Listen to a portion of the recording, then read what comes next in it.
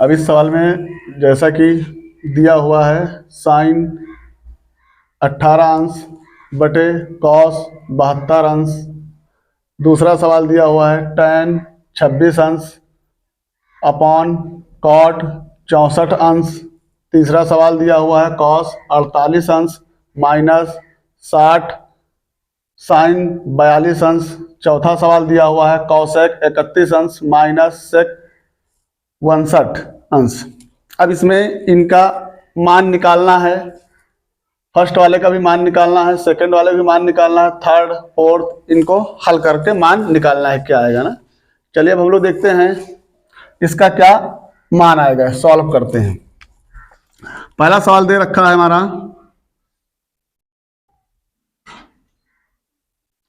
Sign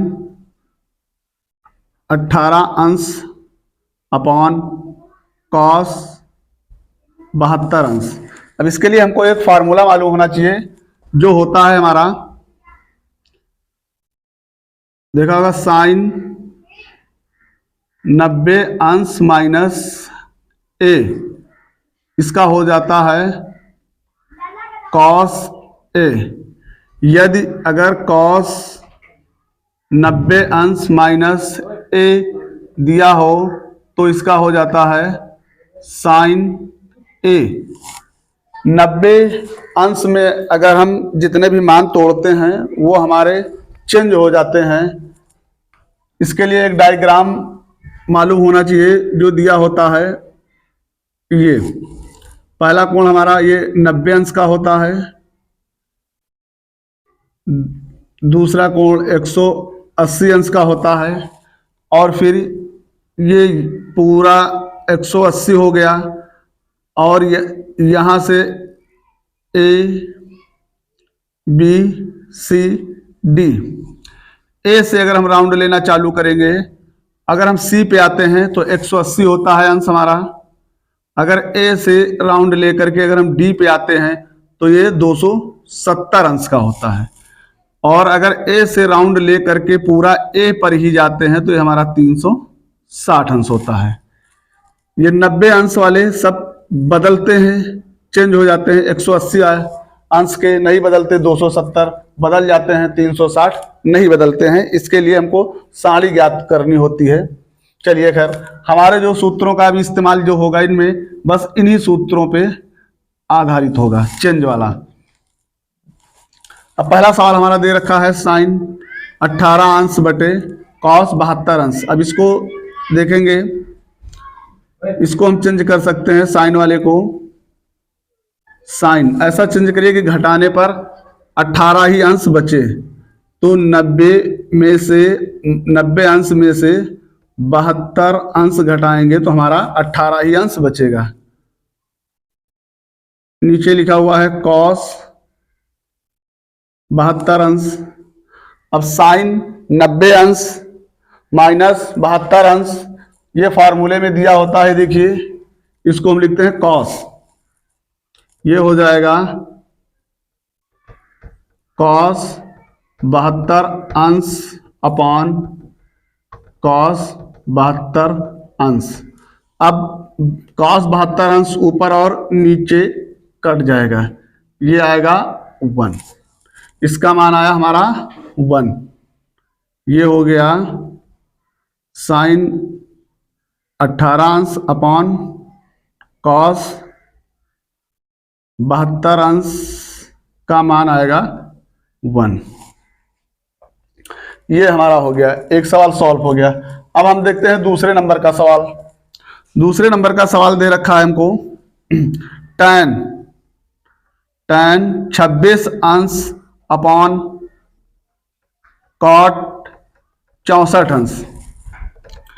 in सवालों को तोड़ना ऐसे जाता है कि दिया होता है, जैसे tan 26 अंश देखते हैं कॉट 64 अंश, यानी tan को जब हम चेंज करेंगे, सूत्र में बदलेंगे, तो कॉट से कटना ही कटना होता है।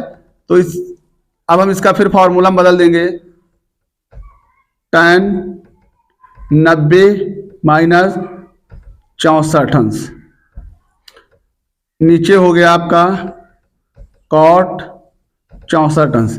अब इसका फिर फार्मूला बदलेगा। मैंने बोला जो 90 में चेंज किया जाता है वो बदल जाता है, तो tan का हो जाएगा cot में, tan का हो जाएगा cot 64 अंश, और नीचे भी दिया है cot 64 अंश। अब ऊपर और नीचे कट गया, ये आपका आया 1, ये हो गया। अब तीसरा सवाल दे रखा है cos 48 अंश माइनस sin 42 अंश। ये हमारा तीसरा सवाल दे रखा है cos 48। अब cos 48, cos को हम चेंज कर सकते हैं 90 अंश माइनस 42, हमारा बचेगा 48 और साइन 42 अंश। अब ये हमारा जो cos का चेंज होता है, cos का जो चेंज होता है ये साइन में आता है, ये हो जाएगा साइन 42 अंश और माइनस साइन 42 अंश। अब प्लस का माइनस का कट जाएगा, ये हमारा आया 0 आंसर, ये हो गया। अब इसका 0 हो गया। अब लास्ट सवाल बचा हुआ है हमारा cosec 31 माइनस sec 62 अंश। अब इसको देख लेते हैं कैसे होगा।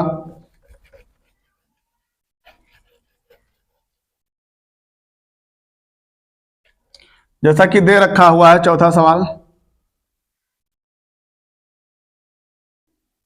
cosec 31 अंश माइनस sec 62 अंश। अब इसको भी मैं चेंज कर लूंगा, जैसे इन सारे सवालों में चेंज करता आया हूं।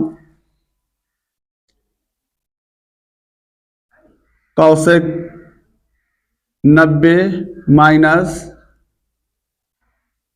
62 और ये हो गया sec 62 अंश।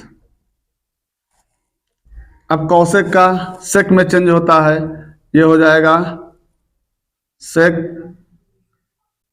62 अंश माइनस sec 62 अंश, प्लस और माइनस ये भी कैंसिल हो जाएगा, ये भी हुआ 0।